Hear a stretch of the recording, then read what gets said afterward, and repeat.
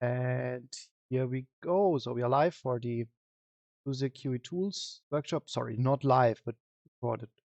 Not a meeting itself is live. The topic for today, you see me on camera only very shortly, because I will immediately switch to the list of workshop topics. And what is due today is a SUSE QE Tools roadmap presentation. Since the beginning of this calendar year, we didn't have any. So what I can do is present, let's say, 3 months worth of work and development. But of course, we had Christmas vacation break and actually also some other absences with the teams. It might not be that many. However, if you follow our wiki page of the QE Tools team, then you will see in how we work the backlog. I will come to that.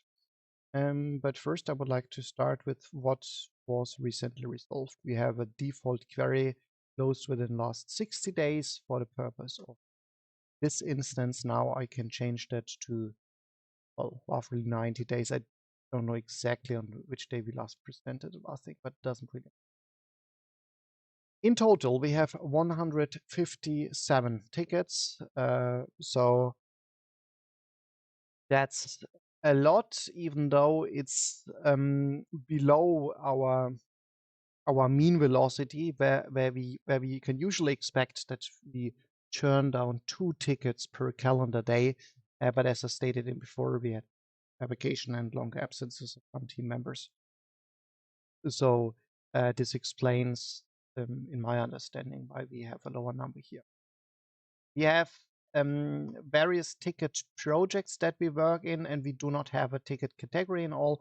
This is why we have this blank category, just to give you a glimpse into it. So you see this SUSE QA, which is actually a private internal project.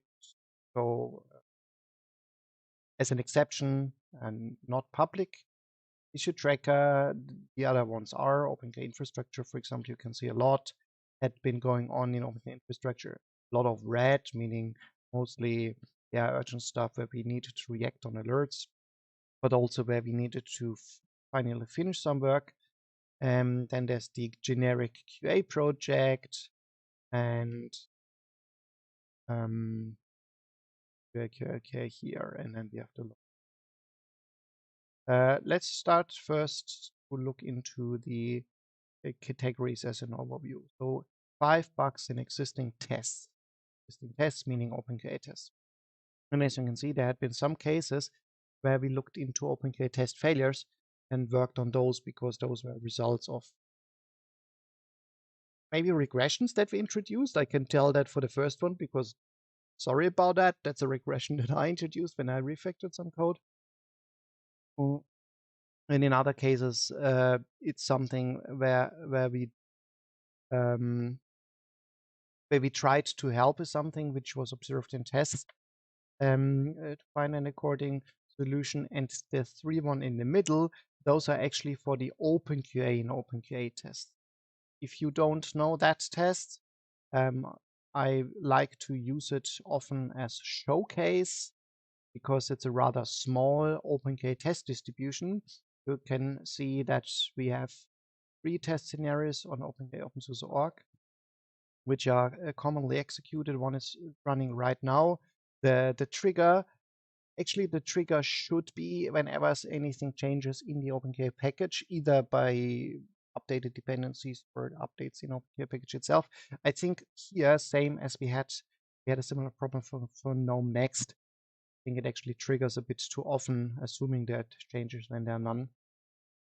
We have 3 scenarios which people can also try to use as a reference, like as an instruction video. Okay, someone joined the wait, I need to Luboš, you're the moderator. Could you please mute Varun? Do me the favor. No, not yourself. Yeah, thank you.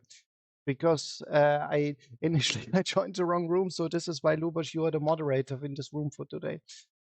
Okay, so if you want to take a look, then you can follow how we install OpenQA in a clean environment. We install the web UI and the worker, and then we start a test, and then we end up with the web UI. And of course, sometimes we see failures in this test distribution, which could be showing actual OpenQA issues. It could be that it's showing updates in the underlying base system, which is OpenSUSE Tumbleweed. So for example, if the design changes in Firefox, or if there's a new pop-up in Firefox, um, then we see those tests failing, and then we do a quick update. But normally it's really stable test distribution. We worked on 35 bugs. So let's look into the ones with higher priority. So yeah, okay, that's another example. So we had actual OpenK and OpenK tests that failed because the text color changed. That was actually an unintended change in OpenK itself that caused it. So this is why it's really good to have OpenQA testing itself, because we have a really big test suite for OpenQA, but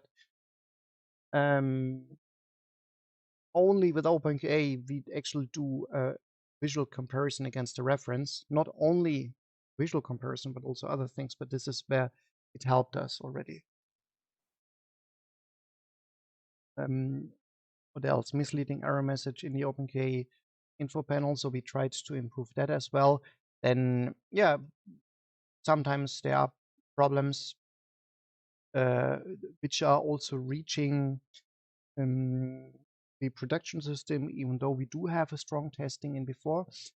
And I would like to remind that for OpenK OpenSUSE.org, we have a continuous release and deployment, meaning that whenever a pull request to the OpenQA or audience repository is merged, it will automatically reach OpenK OpenSUSE.org.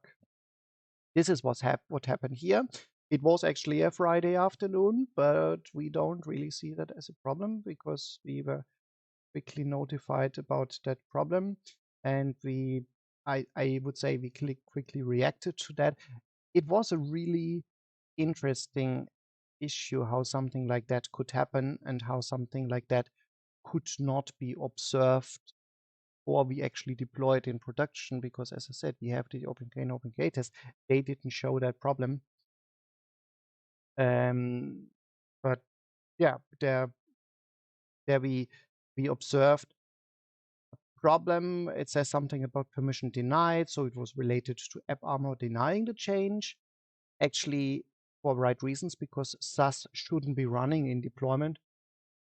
Sorry, SUSE shouldn't even be running in deployed instances. It's tried to run it, even though it shouldn't. So we investigated why did it even try to run, and the reason in the end was a regex parsing of source code during the build process gone wrong. So we have improved that already on 2 levels, that there's actually no regex parsing. First we improved regex parsing, we made it more safe, and then on a second level we replaced it completely to not do that and have a better configuration in a config file. So I think a really great reaction by the team, because we came together in a Jitsi call. We worked together on that. We investigated until we found a solution with multiple people. We mitigated the problem in production after some minutes, like rolling back, sticking to the old version, then identifying the faulty merge request, reverting that, and then I think after reverting that on next week, we came up with a proper fix in an updated pull request. So that's also helping.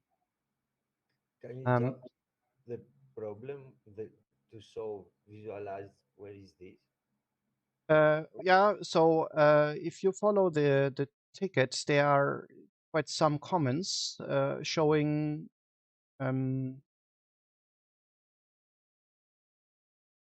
so yeah, the original description shows where we found the problem and shows our investigation process. And then what we did is we reverted this change. So the change that introduced it was adding this line. But this line, you can read the line, it introduces retries. It says, conduct retries if we have a certain version of a Modulicious plugin. But what happened is that SUSE is executed. Why is SUSE executed? It actually has to do with this line, because this line was parsed by an awk script in the build process, which should then which is then used to generate CSS files from SCSS with SUSE. Yeah, I And posted a link to the commit. right. So thank you. So tools generate packed assets is called during the build process, and this is the thing which looks into the source code, and then we parse it from there. So this is the commit that's making the regex harder by not trying to spill over into the following line and reading something from there which was wrong, because the error message was actually pretty confusing. And then this fixed it already, and then from there on we. Janis, does this answer your question? Yeah, that was nice. Yeah.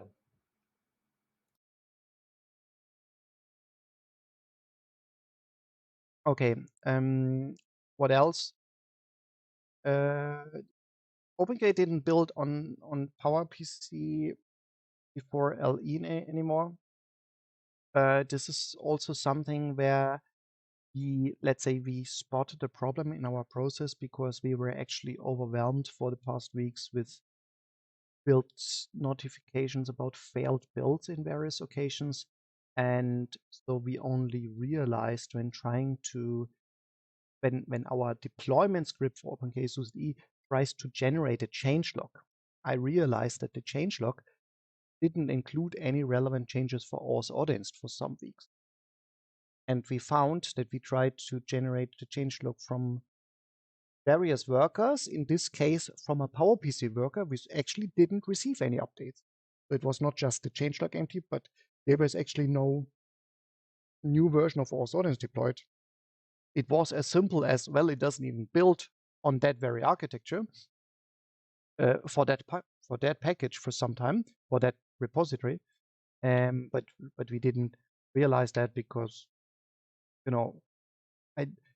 honestly, I would be interested in how to find the proper process, because every day I have so many emails about OBS fails to build something, and whenever I take a look, I follow the links, then in most cases it says like, the build passed, what do you want? Is everything fine? So, there's no history to look into older log files, see statistics.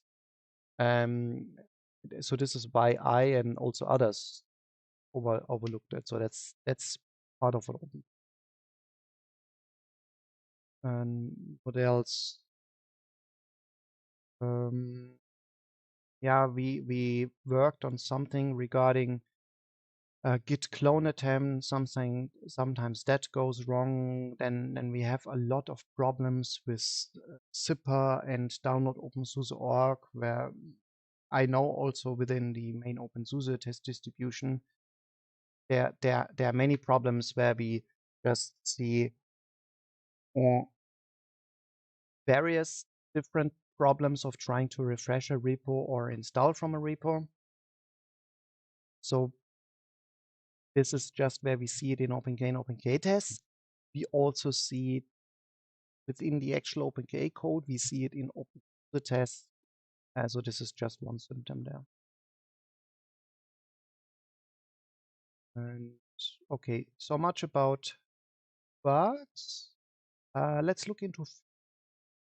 So for feature requests, we have some ways of sending notifications and emails. For example, the first one is actually also related to OpenGA and OpenGA tests, which we use as a showcase how we can actually trigger tests and incorporate that into development workflows. Like you develop a certain application and a package, you test it in OpenGA, and you want to feedback that results into process, like back to OBS or something, or receive a chat message, GitHub notification, or an email, as a generic way. So we've found one way how we, let's say, are notified about problems in OpenGA with new test failures in the OpenGA and OpenGA tests using the using OpenGA built-in ways to be notified about unreviewed issues. Which this ticket is about. But that also means that's a bit of redundant to also send emails about new comments in OBS whenever any tests failed. Now we can distinguish better between failures that are known and persistent and failures which are new and unreviewed.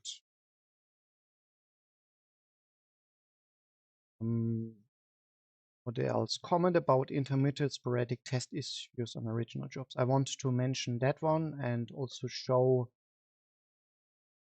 in an example. So here we have an example on OpenGA OpenSUSE.org. You might know already the OpenGA investigate jobs, which can be automatically triggered on what we call the job done hooks. So whenever a job is done and has reached a certain result, we trigger jobs. Like we you know, if something is passed, then fine, there's nothing to investigate. But if something is failed, then one might wonder, where does that come from? Is it a sporadic issue that persists? Is it an issue that was introduced by changes in the product, or is it introduced by changes in the actual test, or maybe something introduced in infrastructure? So we see those tests triggered here that we already had for longer. And this is one specific case in combination of those where we say, well, the retry passed. So what we can say is that very likely, this is what this message is telling, passed, likely a sporadic failure, because, you know, it doesn't reproduce by just clicking the retry button. So this is a sporadic failure. If it would be clearly reproducible, then it's likely something that's either introduced in the product or in the test. It says likely because, of course, depending on the fail ratio, there's still a chance that we do have a regression that was just introduced now by, you know, by the diff in the build from the last build to this one, or by the tests. But it is a sporadic issue that had just been reintroduced with low probability to occur. So this is why it's, you know, a likely assessment. And our goal is that eventually we will cover all the combinations. So you see all those 4 blobs up here. And in the end, we would like to come up with something which says, depending on the combination of all of those, we would have one specific distinct message, which is telling, and let's say also a newcomer reviewer to say where to go. Like, should you investigate into an issue that was introduced by a test change or by a product change, or a sporadic issue where maybe you need to contact the admins of a certain object. All right, what else? At pagination, so we had already some work in before, and we continued a bit of work that there are some, in particular, API pages for OpenGA which were not limited in before. So you could actually trigger routes, and then it would take multiple minutes until you get just an error message because the request times out. And instead, you're using pagination now. So if you query something like jobs, and you do not specify a limit parameter, forget to specify one, then you actually get a limited list with a notification about how to get next results, and it would tell you like this is like the first page of certain results, and there are different routes where we can apply that individually. We concluded the epic on use more Perl signatures. If you know about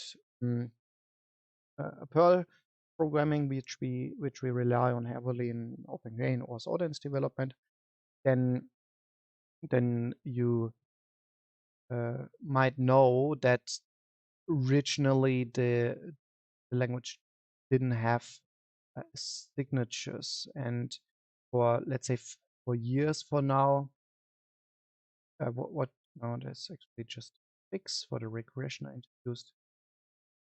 We have slowly introduced signatures, and we concluded that for auth ordinance. So now all files in auth ordinance actually use signatures. What does that mean? That means this is one example that a function like handle found needle has using this syntax now, where within one line, that's I think if you know other programming languages, stand up as well, tells you what format of parameters to a function it exists. It tells you about the number of arguments, the type of arguments, and also is able to provide the default values. And with that, what's the benefit of that for users? Well, it's let's say it's a bit of an implementation detail, but I would say it's also helpful because we did that also as a reaction to a problem that were introduced by some contribution unknowingly, where certain parameters wouldn't work anymore, and then the applications would fail in production. And we can prevent that by having signatures which are doing that check also in before. So very likely we would be able to find problems with calling functions incorrectly already within static checks, or at least the unit NCI tests. Yeah, you get a clear feedback about the parameters, and we don't have to do the manual checks. But unfortunately, it's not a static compile check. It's not a static compile check, but the higher chance that we would find that during development, like the I of a pull request or something. And even if it would fail later, then the error message would be much more cleaner and more understandable, because it tells you like, yeah, you're missing a parameter in the function call, and not that, in some kind of subsequent execution, weird stuff happens. Also, what we are aiming for is to have a complete test coverage of auth ordinance. This one is just a test folder, so it's not complete yet. But if you look at this nice badge here, we have a 95% statement and branch coverage in the auth ordinance project. I think when I started with the project some years ago, it was around 20% or 30%, and this is also helping a lot, because there, in particular, when there are contributions by somebody to some backend that we are not so well versed with, it helps to know that we can trust the unit tests, that at least the basic syntax of a code is covered by you. Okay, that brings me to work in other areas. For example, of course, we're doing a support, and then we have, looks a bit weird, but basically let's assume that this is just a big infrastructure block. This is a thing which I wanted to mention. SUSE is for some time now in the process of moving some locations of of data centers or offices along with data centers and various labs. And this is where we are also involved with. What does that mean? It means that mostly like for SUSE internal development, the location of OpenQA workers or related machines change, but we also took responsibility for the administration and maintenance of machines which are not directly involved with OpenQA development. So we are taking care of the organization of the physical move, the logical network setup, and of course, or maybe not of course, but there are also quite some questions or problems arising related to that, because whenever there's a change in location as well as network, then the performance might differ, or sometimes it's like, firewall blocking a certain communication, and we need to help to investigate and fix that. Continuous retriggers of GNOME next OpenQA test. So yeah, maybe we have the same problem in the OpenQA and OpenQA tests. Yeah. Conduct migration to new security zones, decommission and scrap old QA hardware. So that's related to what I just mentioned about the move of a system, the necessary move. Right. Okay. So with that, I'm going back to this page, and now I want to show the top level view. Start with that, where we currently have 5 sagas. We had similar amounts the last time. I think we have resolved 1 saga about SLE maintenance related tooling, which are now all properly, most of them are properly maintained open source projects, and we have a good feeling about this within the team, and a proper CI structure set up about all of them, which should mostly invite other contributors to help themselves. So you or others should have an easier time to supply an according pull request. For example, give you one example, OpenSUSE M2E. So there's the M2E, the maintenance test update installer, and we have not perfect coverage, but we have a CI system, and we have it public on GitHub, so anybody can create a pull request, and then we will try to help from there, but it's not something hidden internally, and then nobody knows what magic happens in the back. Okay, so the sagas that we currently have, we have what I mentioned, and this is also what is important. This is just necessary work to be done. The goal is to have up-to-date and current QA setup in SUSE, which is related to the physical move of machines, the setup of new data centers, and everything around that, which means supporting the actual move, but also coming up with something which is a more modern structure, easier to maintain, and a good base for the long run maintenance and administration of.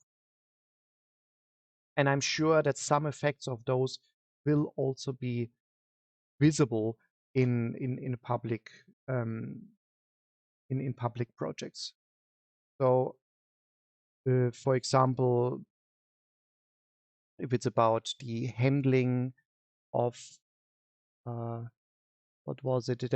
We had in some cases where we would rely a bit more on specifying IP addresses, and now that's more flexible, and really suggesting the use of a fully qualified domain name in the first place. We have one saga about SUSE maintenance QA workflows for fully automated testing, approval, and release. For example, that's related to the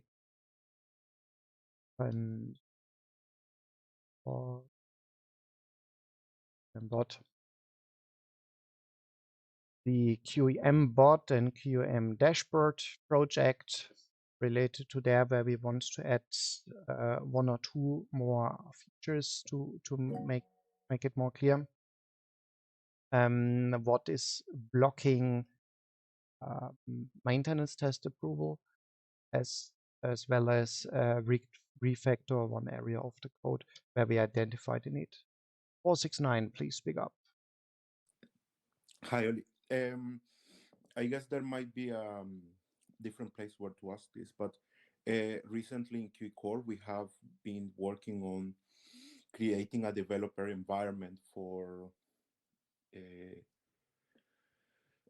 the dashboard, and I think it falls into this fully automated dashboard. Yeah. And we were wondering whether it would make sense for us to either provide that into the QM dashboard as a pull request, or maybe a separate, even a link to the internal GitLab. But I'm rather looking, how can somebody know, hey, I want to extend the QM dashboard, where do I look at? Because we did the work already. Yeah. I'm just asking, where do we publish that? Right. So the README of the project itself isn't very big. I wouldn't have a problem if that also specifies something which, in like for as an exception, which is limited to the internal use cases. So I suggest just mention it in the public project on the README page or something, or have a separate document as part of that, even if it's limited there. Could be part of the README, which is the mini documentation, or it could be part of the actual web page where, you have a message maybe with a link to click on. I don't see a problem with that. Okay, awesome. Thank you. Cool. Right, then we have stable and updated non-chemo backends for SLE validation. What I mentioned earlier about code coverage is actually related to this one here. So, it's not the actual new features or bug fixes in the backends, but rather having a really good development base so that anybody can, with a good feeling of safety, adjust those backends and having a good feeling or maybe a guarantee that existing workflows won't horribly break unnoticed, right? So this is what we would like to do there, and it's about to be finished. Let me see if you can see a lot of already resolved subtasks. There's this one ticket about connection refused error message. Might be something which I would need to actually remove from the plan, from the saga, not being able to finish that. Same to this one or this one, but yeah, you can see that the stable auth audience unit test with good coverage. If we manage to increase the code coverage a little bit more for auth audience, then I would say we can conclude the saga to say we can just trust the code what is there, and then whenever there are bugs or feature requests coming up, anyone even outside the SUSE Q2 team would be in a comfortable position to do those changes with our help. Then we had the still on the backlog saga to support scaling out redundant load balancing deployments of OpenQA as examples to have easy containers as well as containers on Kubernetes. For example, what we would like to do is to have Terraform recipes for easy deployment in the cloud of not only the web UI, but really that combined infrastructure of a web UI and at least one worker, which are on separate cloud instances, and then it's more easy to scale and deploy that way without duplicating any kind of deployment instructions for manual administration. And then we have this one interesting older candidate you can see from the number, This is the ticket which is about 3 or 4 years old maybe, and we had to pause it, the work for that for some years, and now would like to give it another attempt to really progress visibly with that, which is full version control awareness within OpenGA, user forks and branches, fully version test schedules and configuration settings. Now, what does that mean? Let me show you what we are actually working on. That means that if we take a look in the backlog, there is probably it's already in feedback.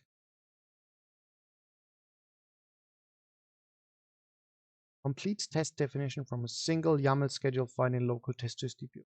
Hold on. I hope that sounds fancy to you. To me, that is actually exciting. There is a pull request where we want to. Actually, I would be happy to receive your feedback about that as well, because what it includes is a proposal about a YAML schema file. The idea is that we can load the complete scenario definitions for scheduling a product from templates from a YAML file, which is outside of OpenGA. So think about a clean OpenGA instance, which doesn't have any information, any configuration present in the database.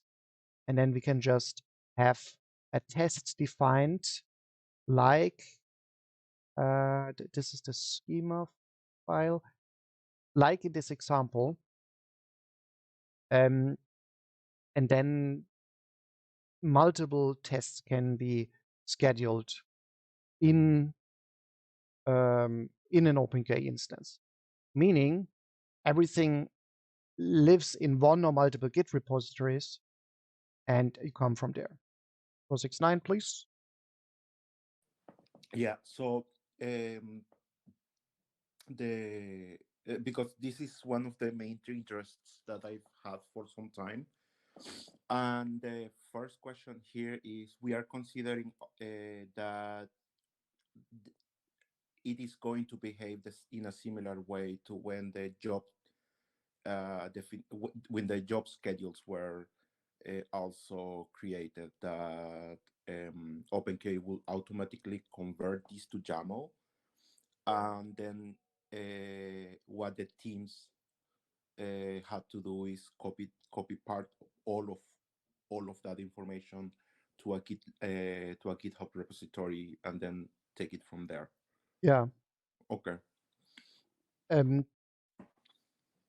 Of course, there are already approaches. I mean, since many years, it was possible to define something in an external file, but it was more like a bit more like a backup feature. I mean, for example, Fedora uses that to have a complete definition in Perl files, and then of course also this distro OpenSUSE is having the schedules now fully in Git. So I'm not saying that it wasn't possible, and before, of course, it was, and we are aware of that. It's just that, from an architecture point of view, it could be streamlined to be thought of from the beginning. Exactly. Yeah, and so here my question comes here, because on the internal instance we have, I think, every sub team and almost everybody who has to deal with test settings has come to the idea or has some implementation, but we don't have that in OpenSUSE. And this is the main thing that I would like to try to how to say to have. Yeah. Right. So so that this is what I'm thinking, that to provide that also for OpenSUSE, so we can we can provide that for Teamstar and Lubosh. Right. I will provide one more note to that. But first, Marita, you raised your hand.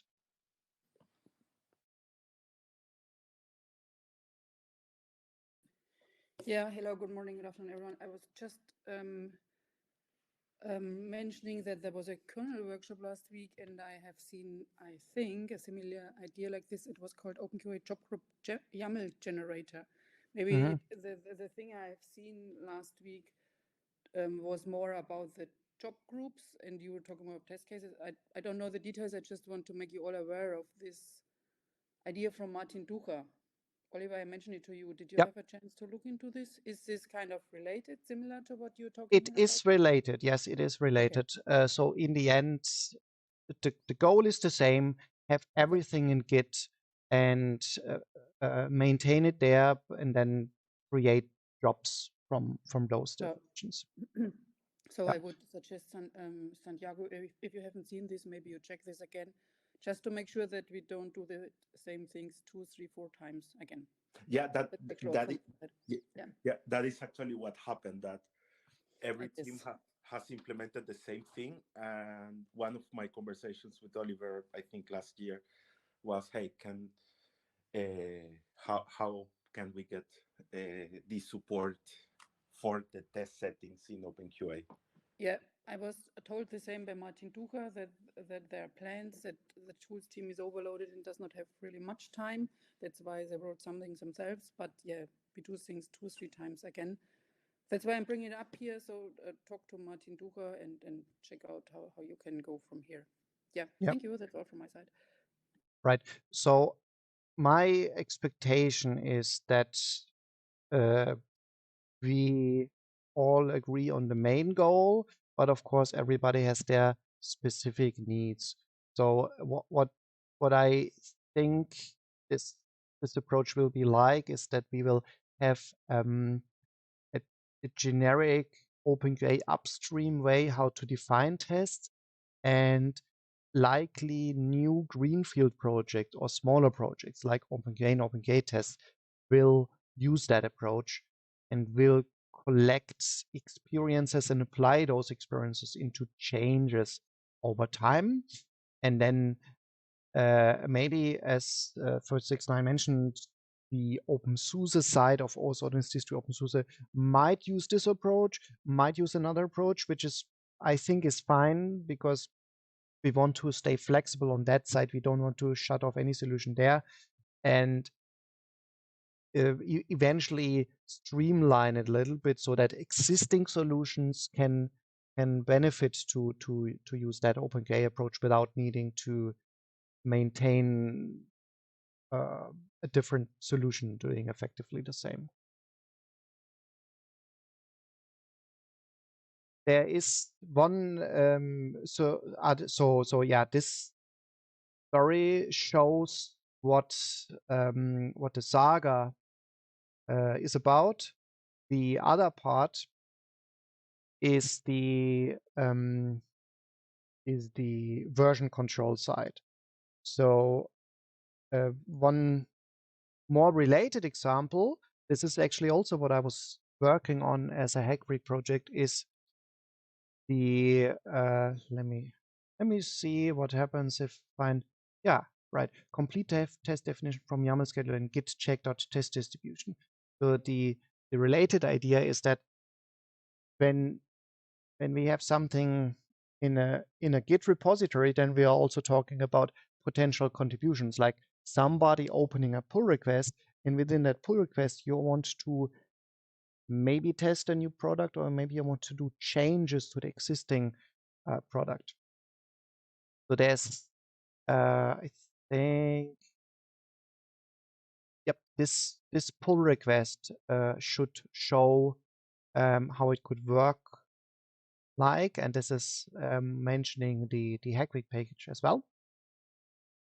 So what we do there is we have a GitHub action, and what that one does is basically trigger and monitor OpenQA tests, and the rest of this pull request shows an example that, for example, you're adding a needle in a separate pull request, and you want to show automatically how that affects existing OpenQA tests. So we would have scenario definition file basically following the format which you just mentioned. it shows that there are like tiny example changes to the actual test execution.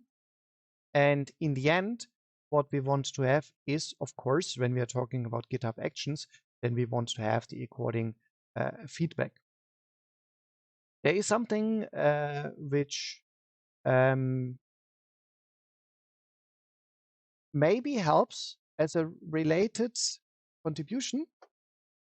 So quick shout out to Asdil12 about OpenKA status badges. So Asdil12 here suggested that we could have small little badges which relate to the actual test results. And then you can include that in a GitHub comment, for example. Can you scroll down a bit? You want to see those? Yeah. So nice little different colors here. Right.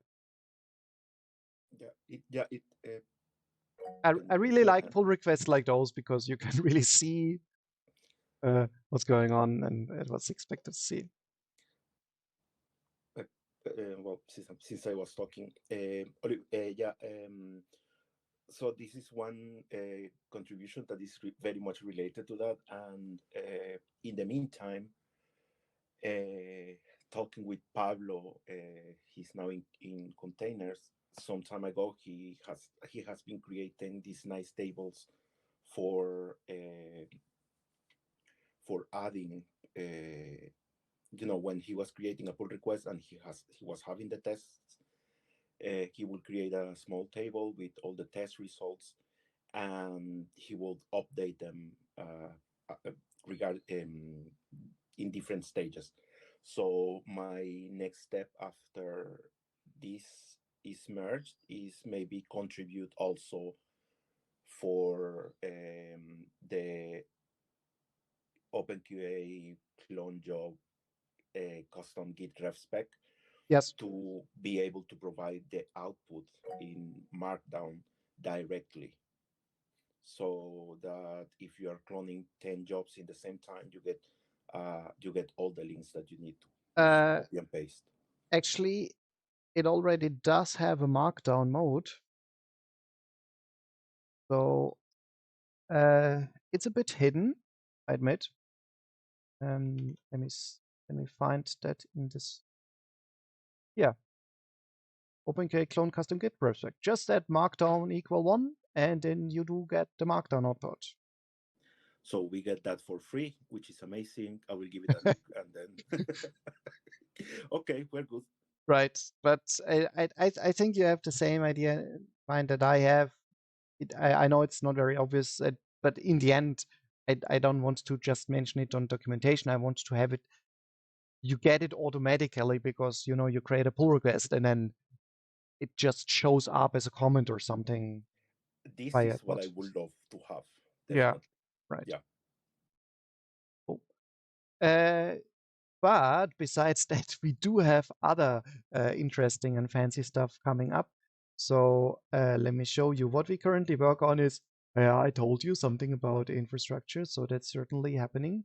We also work on bugs. So Dimster, you reminded us, and 469, you also reminded us in a ticket. This is actually something which we have a bit forgotten. That is actually a problem that's severe, that there's so many jobs still or sometimes coming up, in particular on O3 with cache service full.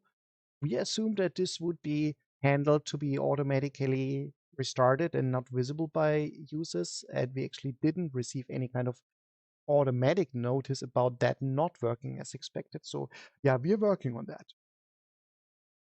And there's another thing. Tinita was on a Perl workshop, and she brought back a great idea that what Bernhard, nice that you're here today, because that was really one of the initial ideas of Auth Audience, to have nice showcase videos. I know that in many cases, the Auth Audience distri OpenSUSE became, let's say, a bit less nice to look at in many cases. It's doing the job, but not as nice to, just follow nice videos anymore from the beginning, because I know you're all experts and you know what the tests do when they output loads and loads of pages and log files. And of course, that's necessary. But in some other cases, one just wants nice videos. I mean, many OpenQA presentations include this live video where you just see the code zipping by, and in the end, you end up with something cool and graphical. But I think we can do better and we can benefit there. So I like the idea that in the end, what we want to have is a different mode where maybe you would have more, let's say, less of this and more of what comes later in the test, and give it a bit more time when we move around the mouse and we see an interaction with the UI. So actually it is there, you see it, but it's like very short, and then we're already shutting down the system. So we open Firefox, we click somewhere, but we only see like the result of where the mouse pops up, and not where, like when you look here, where I would move the mouse before I click somewhere, right? So we can do that in OpenQA, I'm pretty sure. I'm looking forward to that. So with that, To mention. Yeah. Audio. Let's fix my audio first.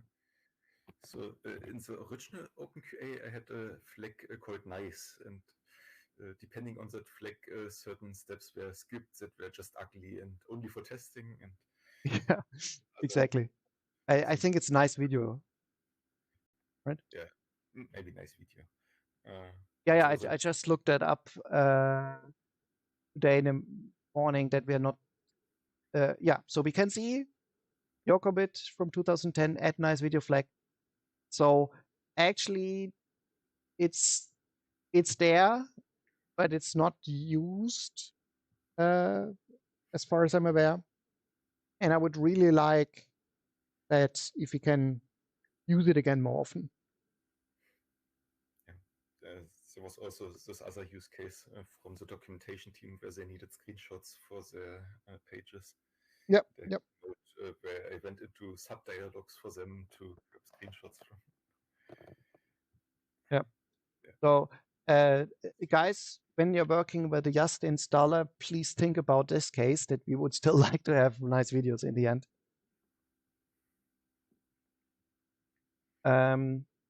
Okay. Anything by others, like something that I overlooked, forget to mention, or some questions that you might have?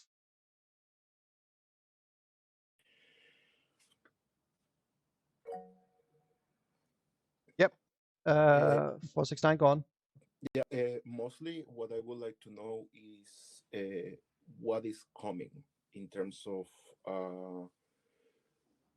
not just the features that we have discussed or features that you have already planned, but also trying to figure out. I'm trying to figure out what else is in the long-term roadmap for the tools team. So the long-term roadmap are the sagas, okay? Yeah.